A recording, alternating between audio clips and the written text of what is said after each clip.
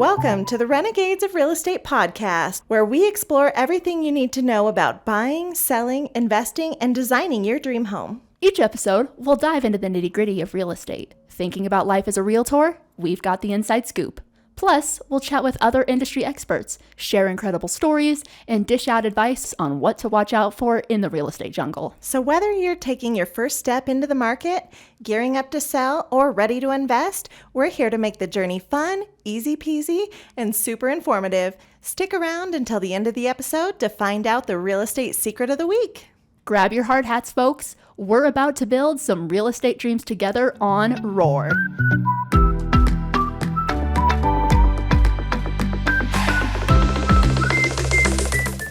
Hey everyone, welcome back to Renegades of Real Estate.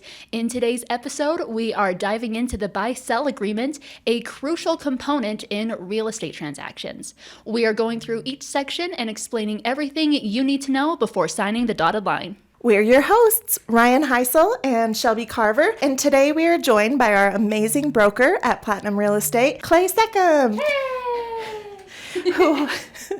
who holds the esteemed position of president of our Realtor Association and demonstrates a steadfast commitment to both his clients and agents. Clay, thank you so much for joining us today. Yeah, thank you guys for having me. I'm pretty sure we're going viral after this though. Oh yeah. What is the purpose of a buy-sell agreement, and why is it important for buyers and sellers to understand its contents? A buy-sell agreement in real estate is a legally binding document that outlines the conditions under which a property can be bought or sold. This agreement serves several key purposes. It clearly defines the terms of the sale, including price, payment terms, and any contingencies. This ensures both parties have a mutual understanding of the deal. The agreement safeguards the interests of both buyers and sellers. For sellers, it secures a committed buyer. And for buyers, it ensures the property is not sold to someone else. It addresses potential issues such as financing failures, property inspections, and other unforeseen circumstances, outlining how these situations should be managed.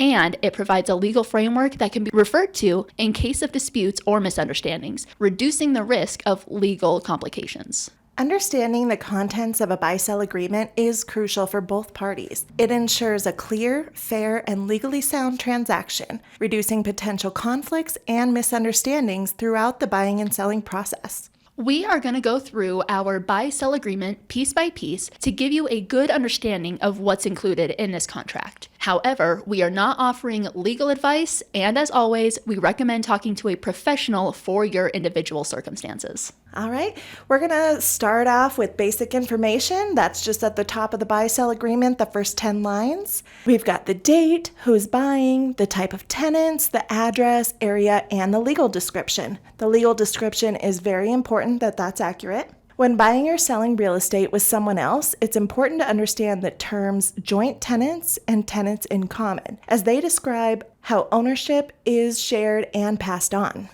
Joint tenants. This is when two or more people own the entire property together. If one owner passes away, their share automatically transfers to the surviving owners, a principle known as the right of survivorship. This means the property does become part of the deceased's estate. And tenants in common, in this arrangement, each person owns a specific percentage of the property, which can be equal or different. If an owner passes away, their share doesn't automatically go to the other owners. Instead, it is passed down to their heirs. It's crucial to choose the right type of ownership based on your situation and future intentions for the property. Consulting with a legal professional can provide clarity and guidance in making the decision. Awesome. So let's now talk about what is included in all the sales unless it is excluded via writing. Some of the things that are included will be your heaters, your pipes, all that type of stuff, but as well as storage sheds that are on the property, your mailboxes, hot tubs. That's a really important one. Mm-hmm. I've had to buy a hot tub before. And propane tanks. And propane tanks, yes. So of all these things, we will go through, and every property is different. Every property is going to have different items. And so when we are writing the buy-sells, each one's going to be different, but we will make sure that all of the proper stuff are included. Moving on, it's the purchase price section of the buy-sell agreement. This section lays out the purchase price, the earnest money, the type of loan, and the need for that pre-approval letter. It's all in the details. Our next section is the closing date. This is where you enter in the date that you wish to close on the property, which can be adjusted if both parties agree on it mutually. Absolutely. There's also a space that you can put in some days to accommodate in case things come up with financing. There might be a couple days in there, or if it's a cash transaction, there won't be any extra days. So now when we're getting close to the end of the deal, it becomes important on when you actually become owner of the property. So one of the options that we can do is when the closing agent is in receipt of all required and signed documents and the funds are all at the title company. Or you can do it once the deed is actually recorded. And so those are two very important things. Sometimes when you close on a day, you go to the title company, you sign, doesn't necessarily mean it's going to fund that day. And so then you won't be able to actually access the house until it funds. However, if you do the option to where the funds are at the title company, but maybe not recorded yet, that could potentially save you. So if you're closing on a Friday and you're not signing until 4 o'clock, you won't be able to record because the courthouse closes right at 4. Which means that you can't get in all weekend. Yeah. So we always want to make sure that we align our closing date to make sure this does not happen. And that way we can get you in so you can move over the weekend.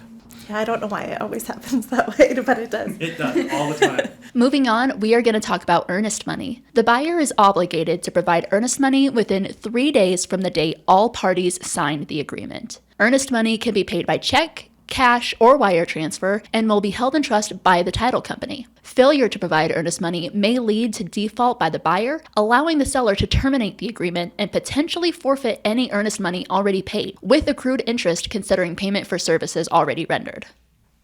All right, our next section is about personal property.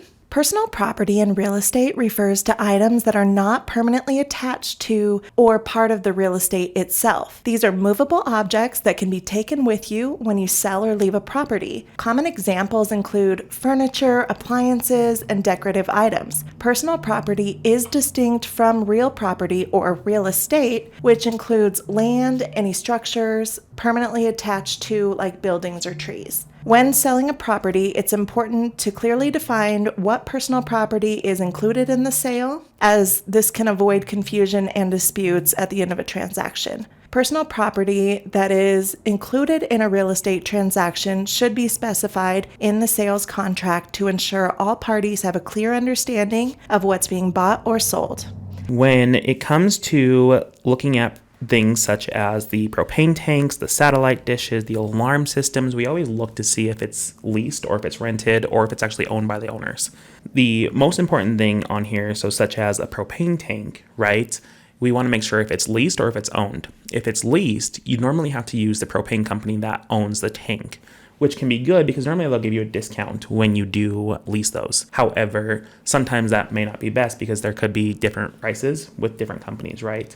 So if you own the propane tank, you can go to any propane company that you choose. If it's a leased one, you have to stay with that company. Interesting. Moving on, we are going to talk about the buyer's representation of funds. This is where you show me the money. This portion is where the buyer asserts having ample funds for the down payment and closing costs as required by the agreement. The buyer affirms not relying on any contingent sources of funds unless explicitly specified in the agreement. All right, next is the loan application. Applying for that loan is a crucial step if you're using financing. Often buyers have already met with a lender and received a pre-approval before submitting their offer, but the application process hasn't been started until there's an address tied to it. If the buyer neglects to apply for the loan, they may be considered in breach of the contract. In such a case, the buyer could lose their earnest money and potentially face legal action from the seller. It's crucial for buyers to adhere to all contract timelines and conditions to avoid these risks. Now let's talk about our VA buyers. This provision explicitly states that regardless of other terms in the contract, the buyer won't face penalties or forfeit earnest money if the contract purchase price exceeds the reasonable value of the property established by the Veterans Administration. The buyer retains the option to proceed with the agreement, irrespective of the determined reasonable value by the Veterans Administration. Our next section talks about FHA buyers. FHA is great because you can actually get this loan if you qualify for 3.5% down. The one thing with FHA, it is a government-backed loan, so there is certain expectations of each property, such as it can't have peeling paint, it has to have hand railing, with multiple other things. And we can always walk through every buyer when they are approved for FHA loans on what exactly the property needs to meet. Thanks so much. Yeah. Can you also tell us about detection devices in the next section? Yeah, absolutely. So some of the detection devices that are located on the buy-sell are going to be smoke detectors, carbon monoxide detectors, and any other fire detection devices. So if there's any that are present on the property, we will go through and check those. During your inspection period, they will also check to make sure those are active, the batteries are good, and that they are still within their time frame. And moving on, we're talking about property inspections. Property inspections are crucial. We want to make it clear that as brokers and agents, we are not experts in property conditions. Buyers are encouraged to seek professional expertise for inspections and analysis. It's all about being transparent. Contingencies play a vital role. If there are conditions that need addressing, communication is key. If a party doesn't release, waive, or satisfy a contingency by this specified date, the agreement moves forward. But if there's a written notice before that date, things might take a different turn. Let's zoom in on the inspection contingency. Buyers have the right to inspect and accept property conditions, but if there's disapproval, there's a process in place. Timely written notice, options for termination or negotiation, and the importance of providing relevant parts of the inspection report. Timing is crucial. If the buyer doesn't give written notice of property condition disapproval by the specified date, the contingency is void. Negotiations can resolve issues, but if the parties do not reach a written agreement, or if the buyer doesn't withdraw their disapproval, it's a refund of earnest money and termination of the agreement. Absolutely. So then with our financing contingency, this one is pretty broad. So basically, anytime somebody is buying a house that they have to get a loan on, more than likely this contingency will have to be checked. So whether you're getting a conventional loan, VA loan, FHA, RD, this box is going to be checked. And basically what that says is if during this process, it is all contingent on you getting that financing. If for some reason you're pre-approved, right, that doesn't necessarily mean that you are absolutely guaranteed this money. At the end of the transaction, that lender is going to call your employer, make sure you're still employed. They're also going to do another credit check, make sure your credit is still where it was, that you didn't go take a big loan out, you didn't make any unnecessary purchases of big property, such as buying a car. That will ruin a deal. And then it'll also, at the beginning of the loan, they'll do like a soft pull on your credit, and that necessarily won't show everything. I've had times where it didn't show student loans. So at the very end of a transaction, they pulled a hard pull and it showed the student loans, and my buyers were not able to purchase that house. Always just make sure that before you go and buy anything when you're under contract, that you do ask your lender first. Absolutely. I did have a client right before closing, like a week before closing, her car blew up and she had to have a way to get to work. And luckily, like she talked to her lender and she was able to buy a new car the week before closing on her house, which I'm glad that she did such a good job like communicating. Yeah. But yeah, I was worried. I'm even like a prime example of this. So I already bought my house, but I was refinancing my house. And I just got like a wild hair and decided to go buy a Bronco while I was refinancing my house. I thought I would be fine, whatever. And we go to the day before closing, my lender calls me and they're like, hey, did you just buy a new vehicle? And I was like, yeah, I told you about it when I seen him at the bar the night before. And he wasn't obviously paying attention. But you never want to go make big purchases while you're purchasing a house. It's huge. And like I said, I knew that rule, but I still did it. But that is actually something that we talked about in one of our previous episodes too, not too long ago, going over the things you should do and should not do when purchasing a house. And those big purchases were something that we went into. So if you missed that, make sure you go back and listen to it. Don't know what episode it's on. I think it is episode 2. Either one or 2. I mean, there's watch them all just in case. Really should. Next, we have the appraisal contingency. The property must appraise for at least the purchase price. If it doesn't, the buyer has a choice. Terminate the agreement and get your earnest money back, negotiate a price reduction, or cover the difference. Correct. So if it doesn't appraise, let's say you're buying the house at $200,000, right? It appraises at $190,000. And there's that $10,000 gap, right? We can go back to the seller and say, hey, we want to renegotiate down to the $190,000. Or the bank, they're only going to pay up to the 190, right? So then it's your responsibility to say, okay, I want to put in a $10,000 more than the house is worth, or I want to back out, depending on what you want to do. But I would never suggest paying more than what it's actually worth. However, your agent will tell you, like, hey, I think this appraisal is actually low, or I think it's right on track. They'll show you the comps and see where that came in from too. On one of my sales, it was a land sale, but the appraisal came in way low, like a third of the price. Wow. And like both my client and I didn't agree with the price that they put on there, which I guess it probably wasn't an actual appraiser who did that one. But we did end up paying an actual appraiser to come in and redo it. Now let's talk about title contingencies. This provision essentially ensures that the sale is contingent upon the buyer receiving a title to the property that is clear and marketable. When it comes to titles, clarity is crucial. This section provides the buyer with the opportunity to review and approve the title commitment with the ability to specify any exceptions they find. If objections arise, the seller has a certain number of days written on the agreement to address them or propose a solution. The buyer then faces a decision: terminate the agreement with the return of earnest money, decide on a solution, or waive objections, maintaining the agreement. Similar considerations apply if new title exceptions emerge before the closing date. So with the insurance contingency, this contingency is actually really important. It's one of like the smaller ones in the buy sell. However, it's super important. So later on in this episode, we'll actually talk about the flood zones. So if you are located in a flood zone, you're gonna have to get flood insurance, which can make or break a deal because flood insurance can be so expensive. But other than that, you'll want to get a quote for insurance because there are multiple different reasons why houses could have more expensive insurance compared to others. So such as if you buy a brick house compared to a stick-built house, your insurance is going to be more because the rebuild cost for a brick house is way more expensive than just a normal house. And so the insurance contingency is basically there to make sure that, one, you can afford the insurance on that house, and to make sure, see if there's been any hazard insurance claims on the property in the last few years. All right. Owner's property disclosure. Montana law adds an extra layer of disclosure. Sellers must provide buyers with a disclosure statement disclosing any adverse material facts within the seller's knowledge when transferring real estate. If the disclosure statement isn't delivered alongside the agreement, the buyer may rescind within 3 days of receiving it. However, the buyer can also choose to waive this right as outlined in the agreement.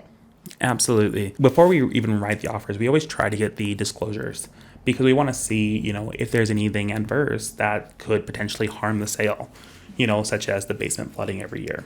So we always try to get those before we even write the offer and have them signed at the time of the offer. However, if we cannot get those before the offer, as our sign's fallen down, if we can't get those before the offer, then there's something built in the buy sell that states we have 3 days once we receive them that we can rescind our offer if needed. Moving on to the type of deed used for conveyance. It's a crucial detail that outlines how the property will be transferred, ensuring clarity in the process. There are a variety of deeds that can be used to transfer property, but we mainly use warranty deeds. Talk to a professional to find out which deed type is right for you. Absolutely. Some of those other ones too that we'll do from time to time is a contract for deed, a Montana trust indenture, quitclaim deed, just depending on the situation. But 99% of the time, I would say we always use warranty deeds. All right, next we have manufactured home. If the property includes one, you'll want to make sure that the basic information is listed here in the agreement. Absolutely. So every manufactured home is going to have a tag called the HUD tag. That's going to have the year it was made, the manufacturer, the model, the serial number, and the title number. And so anytime you are dealing with manufactured home, you do have to have that HUD tag. When dealing with a property that has water rights, so water rights can be numerous different things. It could be if there's a pond on your property, right? The river runs through it, have a stream that goes through it, or like underground wells. There could all be water rights to those. Each one's going to be a little bit different. The title company that we're working with, they will actually do the paperwork for us to transfer that into your name. There can be irrigation water rights to irrigate your land, stock rights, which are only good to actually give water to horses, cows, anything of the stock. And then there can also be drinking water rights as well. So stuff that people can actually use to bathe, drink, or anything like that. And if your property that you're buying falls in one that has a water rights, those will be deeply explained to you. Right. And not only are water rights vital, but according to Montana law, failing to pay the required fee for updating water right ownership during property transfer may result in penalties for the transferee. Absolutely. Some properties feature streams, rivers, wetlands, or floodplains. Preservation is key, and property owners are advised to consult with local authorities before undertaking projects near these areas. So floodplains, these ones are always interesting. There are certain areas that are in floodplains that you would never guess. When your property sits on a floodplain, more than likely it doesn't have a basement. However, there are some that do have basements, and normally they're going to have a sump pump in there to get all the water out. There are areas, such as Uptown Butte, like the Lower West Side. Some of those are actually in a flood zone. So there's multiple areas that are in flood zones that haven't necessarily flooded in many, many years. However, when your property is in a flood zone and you have a mortgage, more than likely your bank or lending institution will make you get flood insurance. Flood insurance, depending on the area and depending on which type of flood zone you are in, can cost outrageous amounts. There are some, that are upwards of $4,000 a year just for the flood insurance, right? And so there are times where a buyer can't necessarily buy a house because that insurance will put them above what they can actually pay a month. So it's super important, again, to do your insurance contingency. Make sure you follow in those deadlines to get those quotes to make sure that you can find the cheapest one and the best one for you. Now let's dig into mineral rights. This refers to the owner's rights to extract minerals beneath the property. Mineral rights are often served from property rights, and if a buyer wishes to obtain them, they may need to hire an attorney to search for them. No warranties are made regarding these rights, and no inspections have been conducted, emphasizing transparency in the agreement. Absolutely. Mineral rights are super crazy. In order to actually figure that out, you do have to hire different companies. There's one out of Helena that I've used in the past. And it's very expensive because it takes a ton of time and it's a ton of work going back, centuries ago to figure out who even started with the ownership. In Butte, there's basically two companies that own all the mineral rights around us. So it is kind of a little bit easier for us to know, what areas have them. But in other areas, people do actually own those. The closing fee. This section often confuses people. I have a lot of buyers who think this means their closing costs, but this is actually just the cost to close on the property. The amount will vary based on who's going to host the closing. This is basically the fee that the title company charges to do the paperwork. And so you can choose whether the seller pays it all, whether the buyer pays it all, or it's equally shared. I would say in probably 90% of my cases, it's always been split equally. Next, we have title insurance. Title insurance. That one's always one that I am man, I could never work at a title company. I can't research properties. I could get so bored. But it is actually a super cool process because with the title company, when they are getting ready for the title commitment, right, and the title insurance, they're going to go all the way back to the time from when this property was created. So it is actually super cool, if you're into the history of things, stuff like that.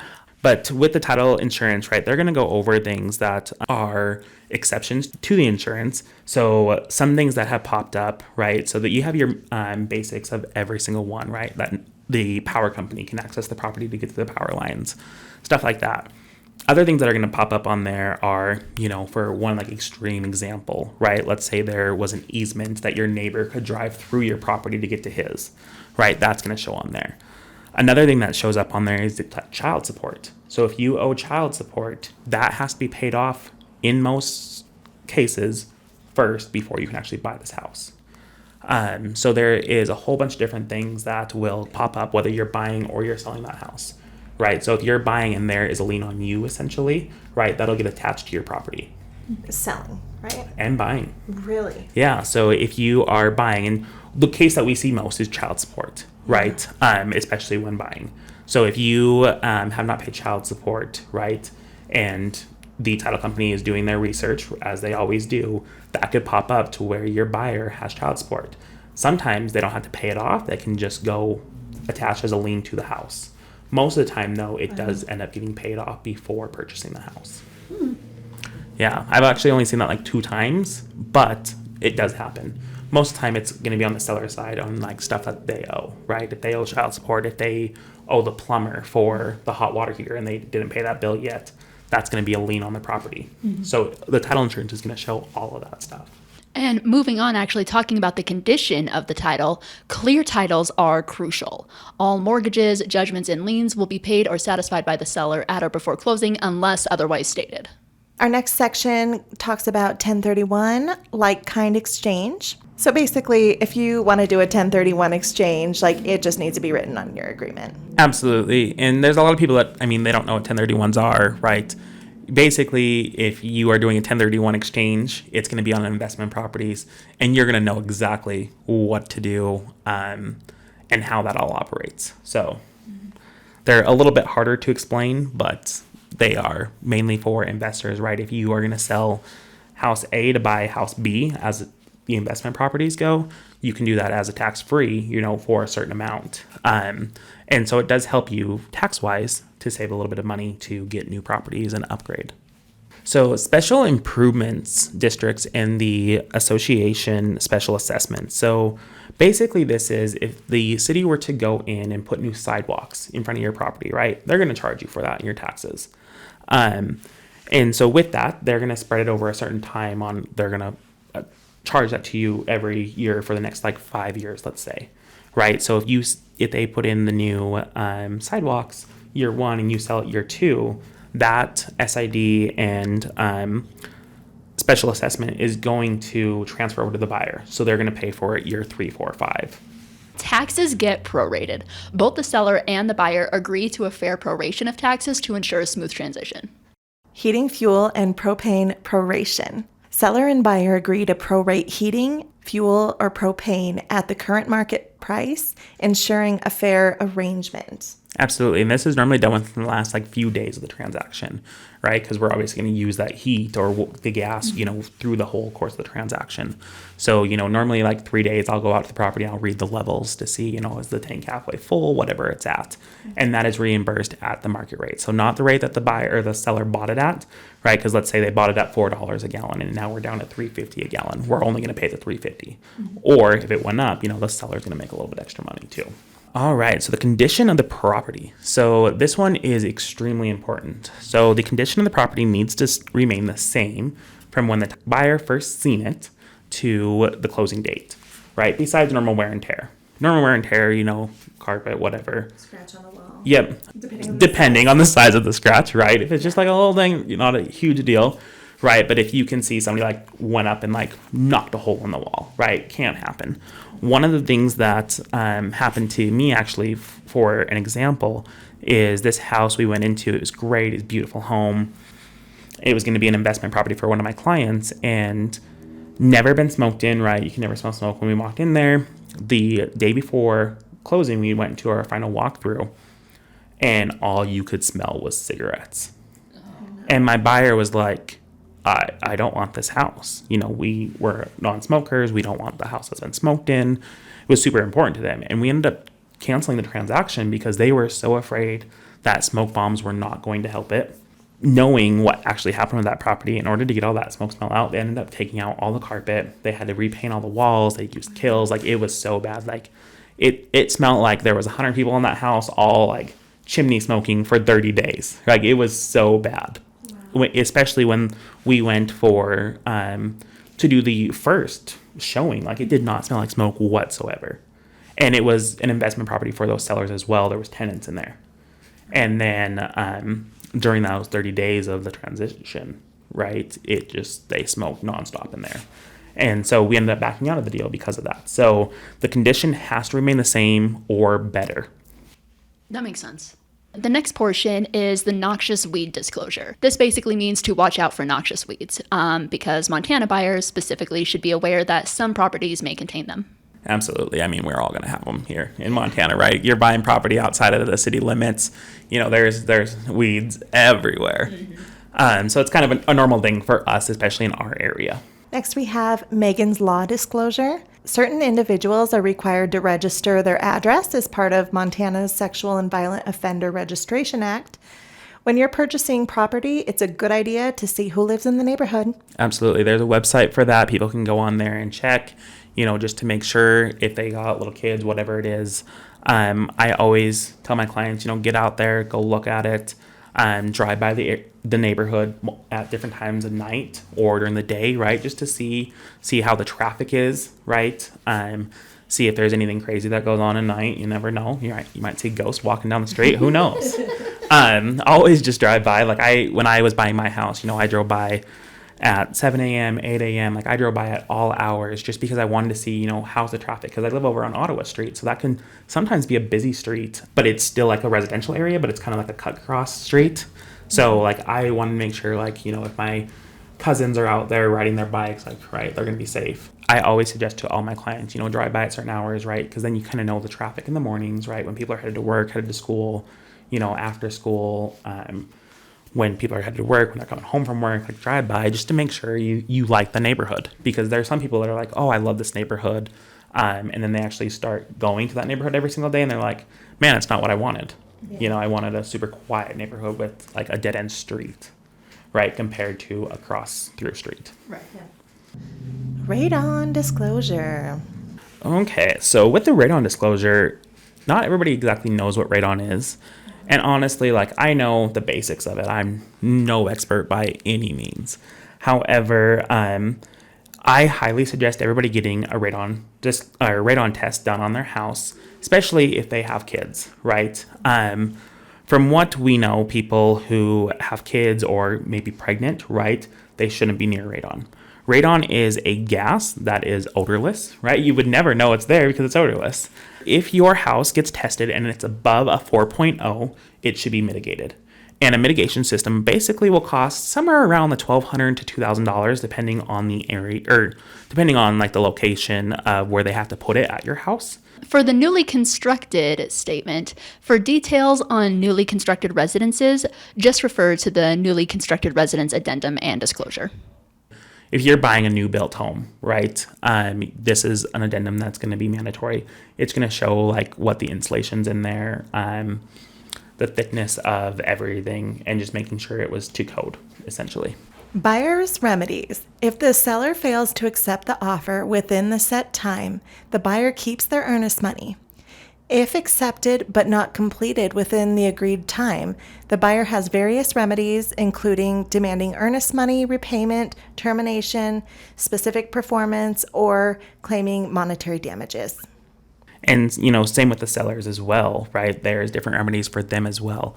So let's say that you go under contract and your buyer doesn't actually perform, right? And it's closing date and they're through financing everything, but they're just not going down to sign, right? That seller, right, they have right to the earnest money, but they can also go after them for specific performance to make them close, or, they're going to have financial duties that they have to pay for. Moving on, buyers and sellers certification. This part essentially just certifies legal capacity.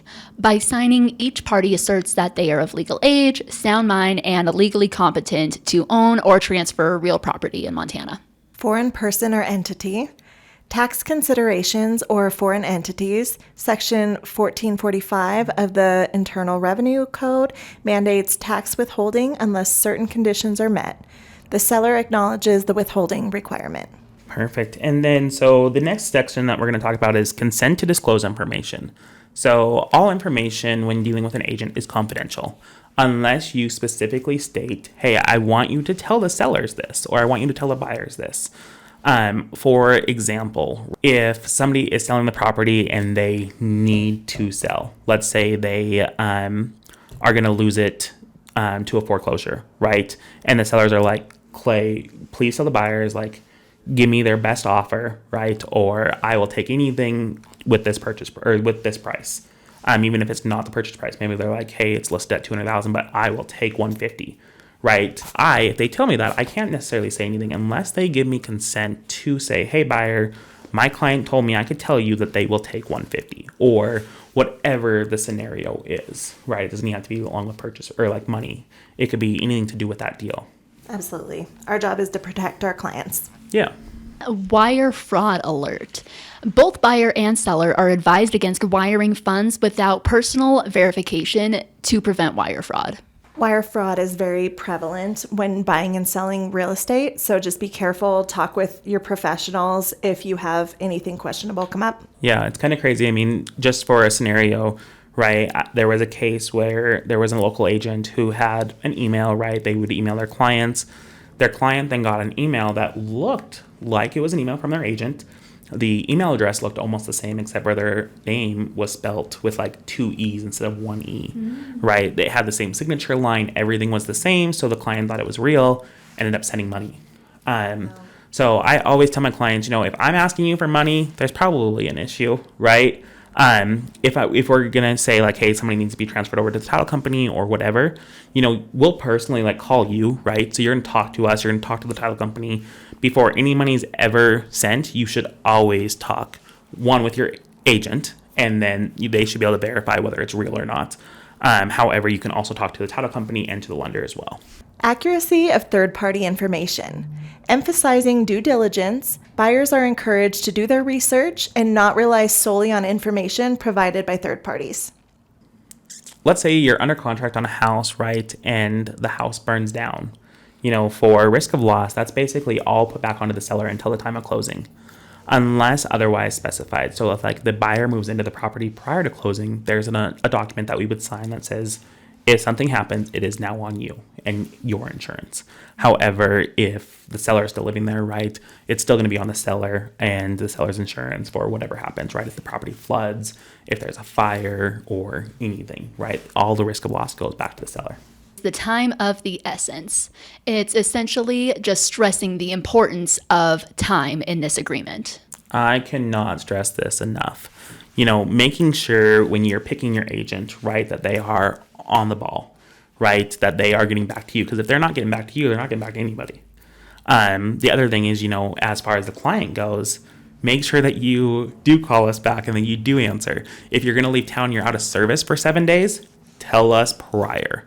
Because if not, we don't know and we're calling you nonstop, we might even swing by your house, because there are certain documents and certain deadlines that we have to meet, right? Let's say the inspection is up, right? There's a certain time and date and time on there that we have to meet, because if we don't meet it, that contingency is no longer, and then you might be forced to still buy this house, even though there's a whole bunch of issues, right? So time is of the essence. Make sure both the client, the lender, title company, the agent, like you all make sure that you are doing stuff by the time. And like I said, your agent will always let you know those dates and times when doing the buy sell. Put them in your calendar, right? So that way you're always reminded. Your agents will remind you as well, especially if you're working with one of us. But yeah, time is of the essence. Binding effect and non-assignability. Making it official, the agreement is binding and non-assignable. So you can't just put somebody else's name on this agreement without permission from the other party. Exactly. Right. So a lot of times what we see is a buyer will buy it and then they want to either add their spouse, they want to add their brother, add somebody, right? Or even just transfer it over to their LLC. In order to do that, we have to do what's called an amendment to the buy sell. We will write the amendment, and then if the seller agrees to it, right, they can sign it. However, they don't necessarily have to, right? So it's always important to know if there's certain people that need to be on this buy-sell agreement, that they are on there at the time of signing, not afterwards. But it can be done too. Attorney fee. So it's very rare that I ever run into this case. However, if for some reason the buyer or the seller wants the contracts read by their attorney, that is going to be their fees, right? They're going to pay their attorney to read their fees. That's nobody else's besides theirs. If the transaction were to get into a lawsuit for whatever reason, right, the buy-sell essentially states that any reasonable attorney fees as the court or the arbitrator shall determine just will be to the prevailing party. We do actually see that a lot in commercial. As far as residential, I don't see it a lot on majority of transactions, but it does definitely happen. For compensation, it is best just to have a conversation with your agent to talk about what is going to be the best route and how they apply it for their transaction. All right, so the next part talks about faxes, counterparts, and electronic signatures. And we use a lot of electronic signatures throughout the process. And some people still use faxes. It's so funny that faxes are still on there because, like, there definitely are, especially, like, over in the Dillon area, especially. Like, I feel like a lot of the agents still fax a lot of stuff. Every time I do a transaction over in Dillon, like, it's always something to do with fax. And I'm like, we don't have a fax machine, right? So I'll call my mom and I'll be like, hey, Mom, I need to use your fax machine. And she's like, okay, right? She barely uses it anymore either. But faxes are still on there. And then, like, electronic signatures, right? There's different platforms that people use. For example, we use a system called Dot Loop, right? That will send our documents to you electronically. So that way you can sign them, you know, through your email. It's super simple, very user-friendly. Or, you know, we can also meet in person to sign the documents. But this section basically just states, like, hey, getting an electronic signature is A-okay. Faxing them is A-okay. Yeah, but when you go to close on the property, you're going to have some wet signatures. Exactly, yeah. So you can still do a mail-out closing, right? But you're going to still do a wet signature in front of a notary, no matter what. There's very certain cases, or very few cases, where you can actually electronically sign stuff. And that basically that one case would be a buyer if they are buying a house cash. The seller still needs to sign the deed through a wet signature, but the buyer can do everything electronically. There are different systems though now where you can do what's it called, an electronic or a virtual notary, which is kind of cool too. So there's multiple different ways, but this part here just says, like, anything, however we get your signature, right, whether it's electronic, wet, fax, anything like that, is legal and binding. So moving on to the next part, the entire agreement. This section basically says that the buyer and the seller are agreeing to everything that we have covered so far, right? And everything in the entire agreement. We are agreeing to the inspection contingency. We're agreeing to literally everything that we are writing on. So pretty simple, right? But again, once you sign off on this page, everything is legally binding. Next, we'll talk about earnest money disputes and resolving disputes. The buyer and seller must mutually agree to disperse earnest money, and in earnest money disputes, the broker or closing agent may await proceedings or interplead all parties. Let's say, you know, the buyer is terminating the contract due to whatever reason, such as, you know, the inspection, right? And the seller's like, no, you're not terminating, even though there's a way out for the buyer. The seller still has to sign off on that. So until they sign off on that, the title company or whoever holds the earnest money will wait until both parties sign and agree. There can be multiple different reasons. Like, there could be a mutual agreement that you guys both want to terminate for whatever reason.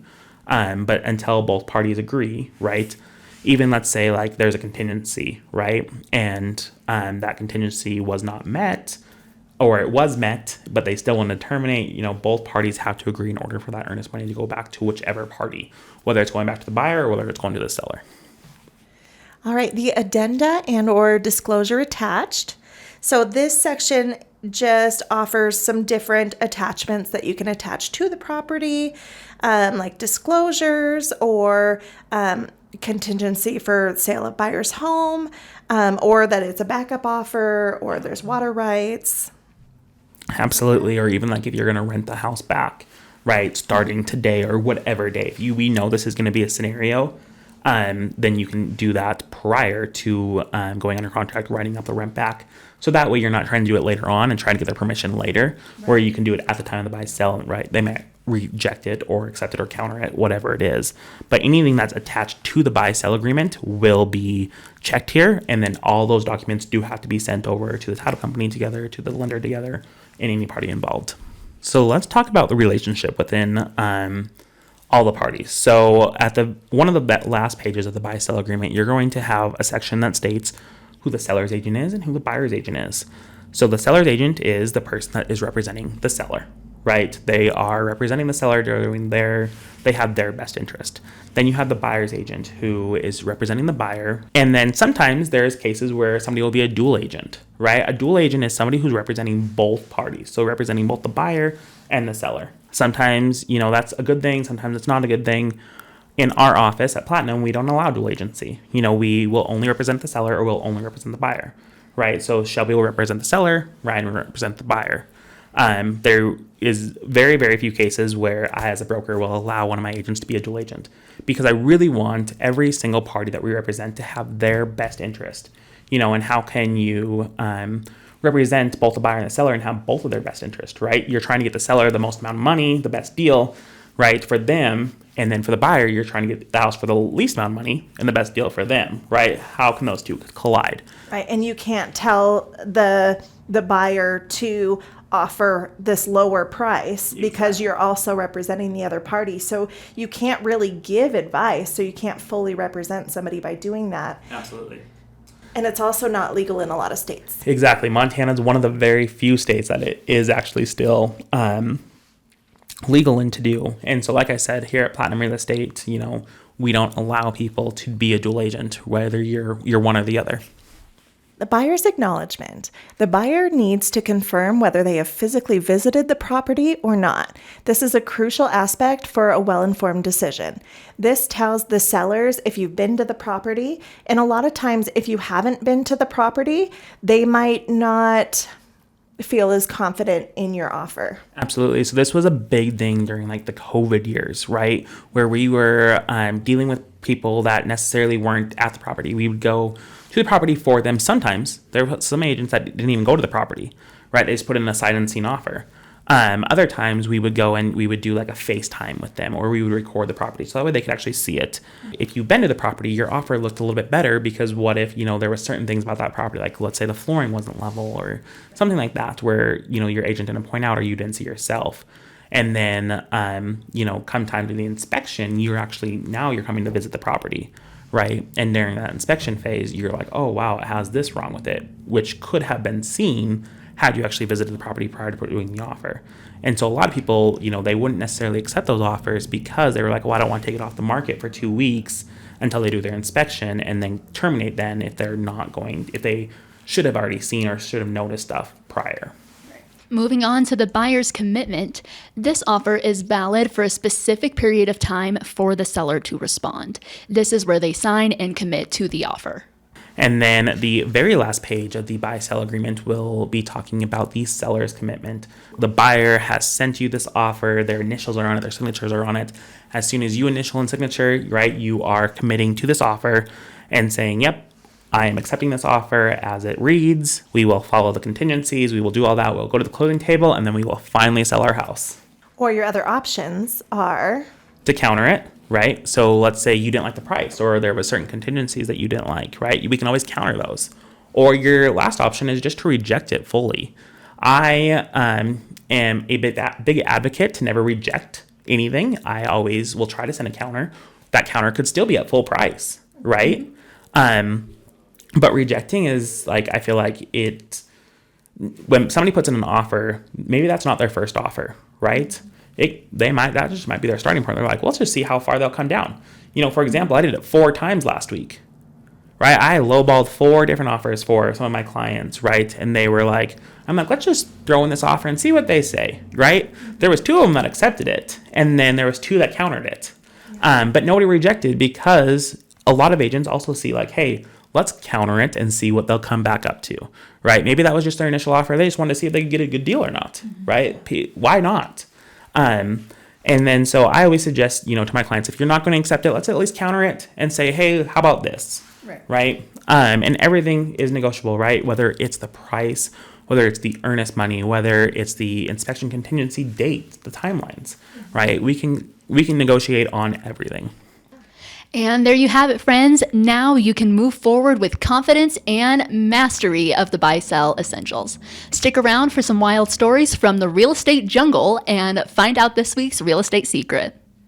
Clay, thank you so much for sharing your knowledge with all of us today. Absolutely. Thank you guys for having me. Like I said, pretty sure we need a signature date for me to sign all my fans and stuff. I'll be here all day today. We'll just make it a whole event. We'll sit you down at the table upstairs. Okay, perfect. I'll have my Sharpies. And you want me to print pictures of my face? Yeah, we need some client, nice portraits. And I'll do black and white. Yeah. I'll have a portrait of me, right? We'll do poster signing. You want me to write? I can write a book Not really. I'm not a good writer. You don't want me to write a book. Picture book like Kim Kardashian. Yeah, picture book. I can do those all day long. Eventually, this renegade sign will just be gone. It'll just be Clay's face. All right, Shelby, what is the real estate secret this week?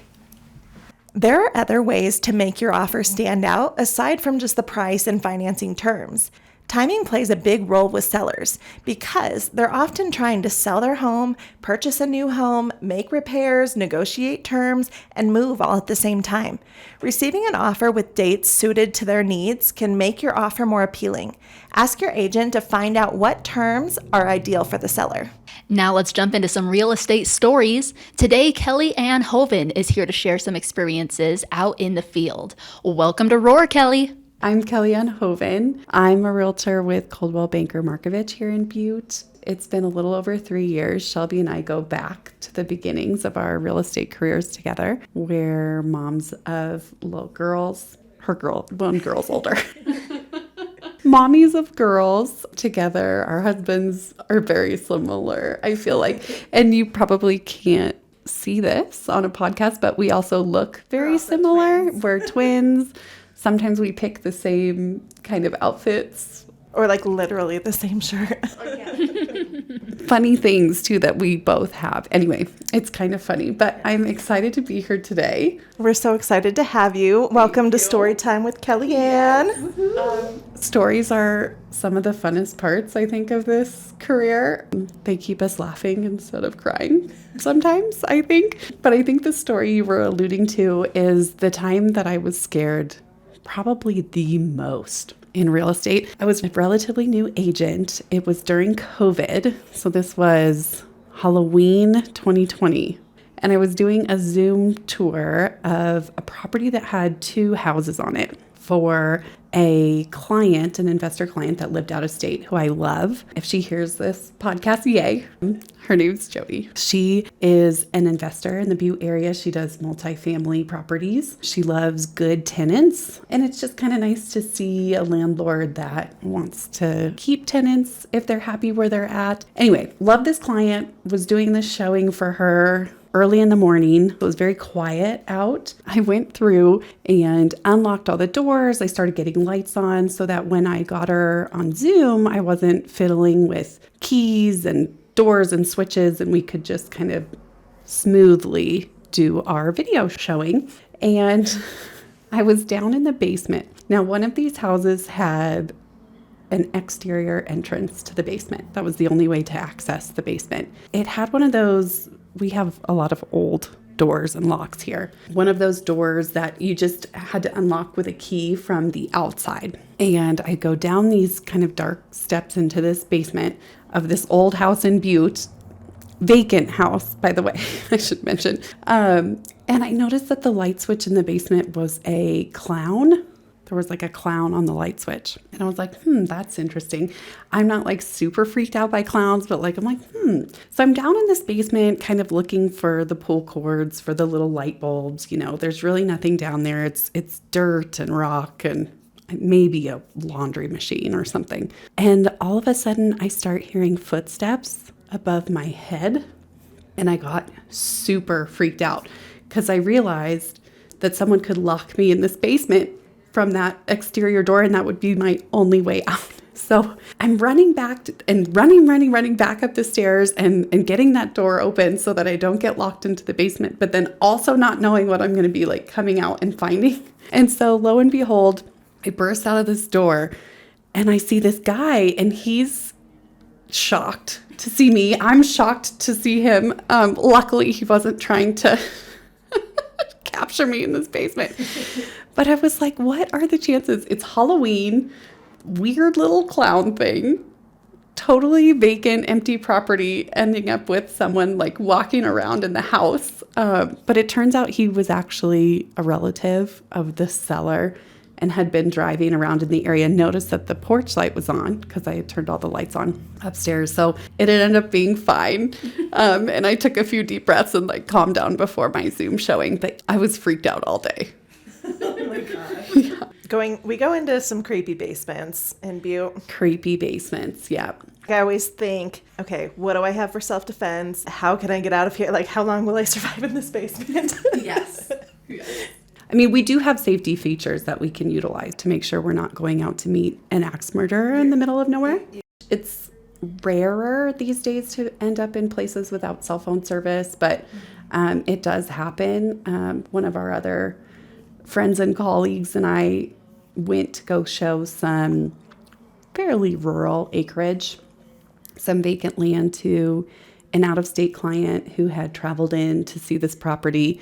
And I remember thinking that had she not have been driving, we would have been 100% so stuck. She grew up on the High Line and, very comfortable with winter driving and, handling vehicles and those kinds of things. And we did get sucked into a ditch and she just floored it. And it got a little western, but we got out of there.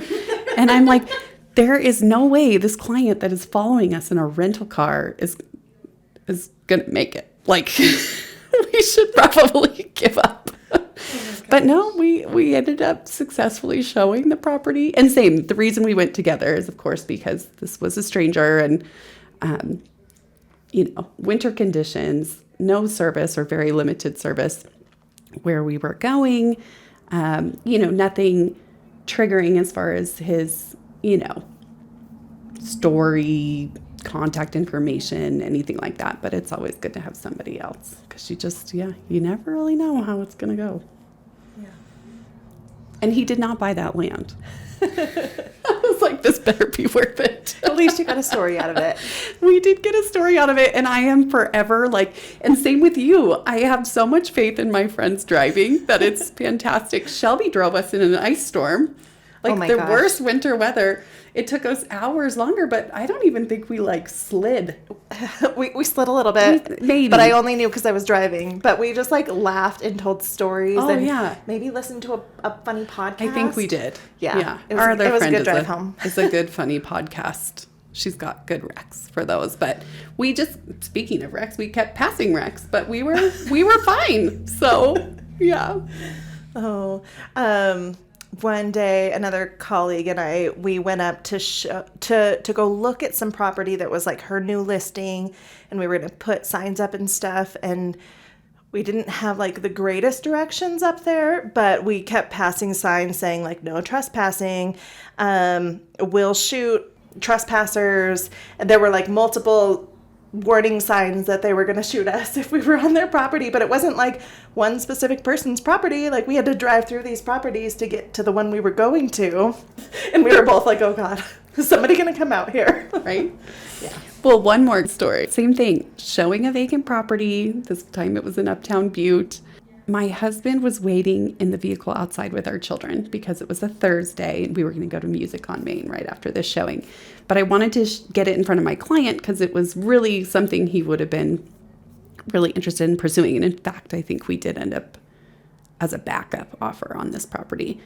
Anyway, showing him the property, someone comes barging in, and my husband comes barging in after him because he knows I'm in there alone. But then I'm worried because, this guy's, I don't want to say a tussle, but he was like, what are you doing here? And I'm like, I'm a realtor. I'm showing the property, but I don't know if he thought maybe because my husband was outside in the truck that we were scoping or something.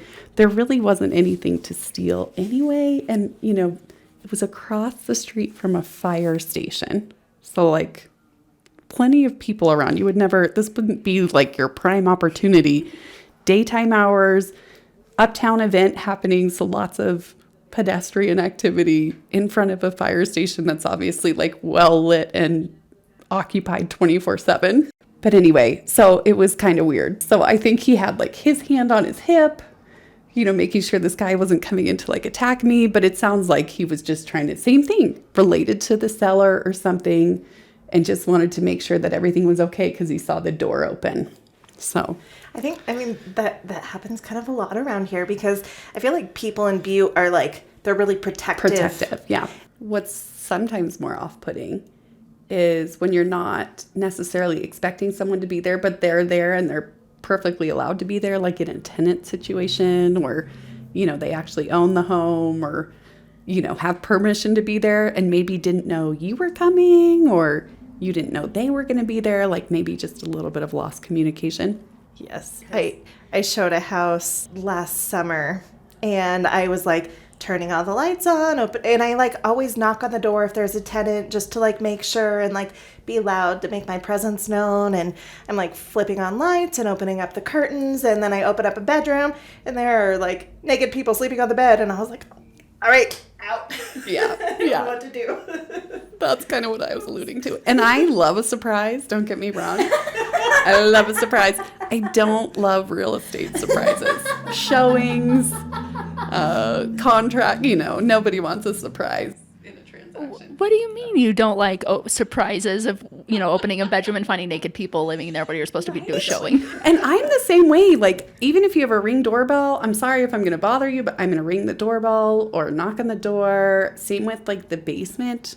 Those basements, I'm telling you, if they have exterior entrances and, someone may have found their way in there or something, like, I always give the squatters a chance to run. That's my, I don't want to find you. You don't want me to find you. Right. Just Be loud. Yeah. And most of the time it's good, Most of the time we're like freaking ourselves out. Oh, yeah. But we have to like beware. Yeah. We have to beware. All right. Yeah. Thanks for all your stories. Thank you. Oh, yeah. This was fun. Thanks for having me. Absolutely. Thanks, Kelly. We appreciate you. All right. Bye-bye. Join us for the next episode, where we'll explore how to maximize your tax return with special guest Shauna Erickson with Man Mortgage. Thanks for tuning in, and please subscribe for more real estate wisdom.